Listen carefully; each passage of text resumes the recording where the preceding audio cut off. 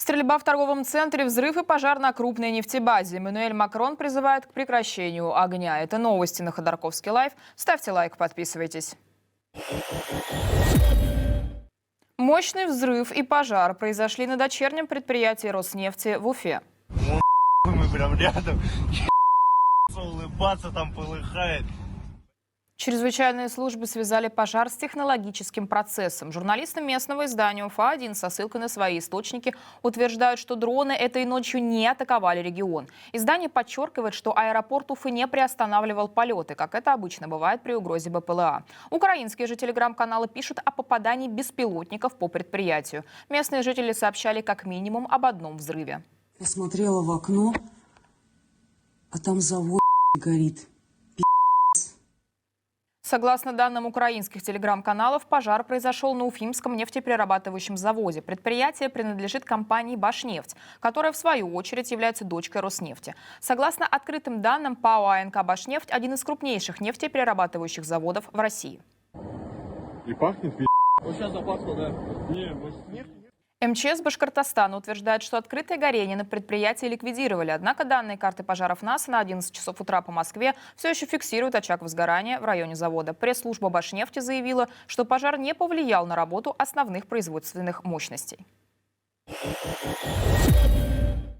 Украинские власти сообщили о разрушениях и раненых после российских атак.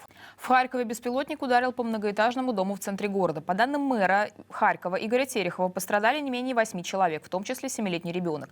Мэр утверждает, что повреждения получили 3 жилых дома, выбиты почти 150 окон. Глава областной военной администрации Олег Синегубов параллельно сообщил о 4 пострадавших при ударе по Харькову. А это кадры из Кривого Рога. Глава областной военной администрации Сергей Лысак рассказал об одной пострадавшей местной жительнице. По его данным, повреждены многоэтажные дома и одно из предприятий.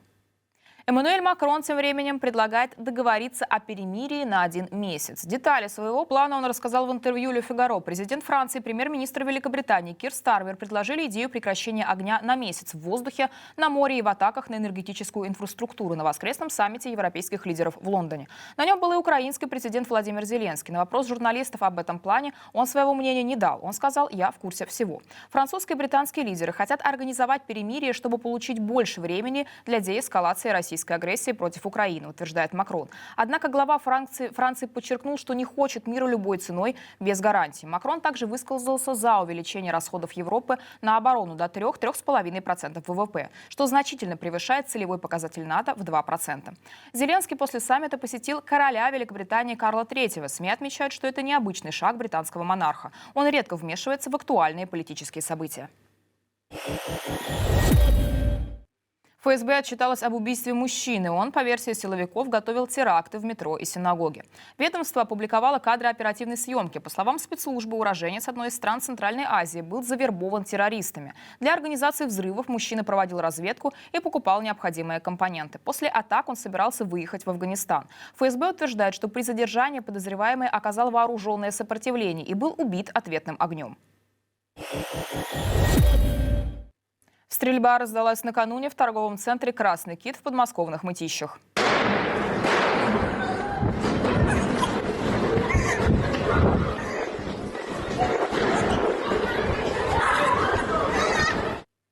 Телеграм-канал «База» опубликовал видео с камер наблюдения. На этих кадрах видно, что один из посетителей ТЦ затеял драку с охраной. В какой-то момент он достал пистолет и стал целиться в своих оппонентов. «База» со ссылкой на очевидцев пишет, что мужчина провоцировал охранников и спрашивал, побьют ли они его, цитата, как в прошлый раз. Оказалось, что ранее те самые охранники избили мужчину и выгнали его из торгового центра, а он вернулся уже с пистолетом. Посетителей ТЦ эвакуировали. В Ките стреляли, мы эвакуируемся, жопа какая-то, непонятно что. Короче, мы бежим через черный выход. По данным «Базы», в результате стрельбы пострадали 3 человека. Стрелявший задержан. Мощные природные пожары охватили Приморье. Просто все в огне. Просто. Ни хрена себе! Вот это да! Настя, тихо! По данным МЧС, за последние сутки зафиксировано 10 возгораний. Площадь пожаров достигла 3500 гектаров. Губернатор региона Олег Кожемяка сообщил, что в 9 муниципалитетах ввели режим регионального уровня реагирования, а в Находке режим повышенной готовности. Огонь быстро распространяется из-за сухой зимы, а также ситуацию усугубляет сильный ветер. Горят в основном леса и поля. Местные власти утверждают, что опасности для населения нет. Однако загорелся уже минимум один жилой дом. Все-таки в Перетино загорелось подворье. Не знаем, что там горит. 35. Рядом большой грузовик стоит. Пламя жуткое. Пожарники пытаются.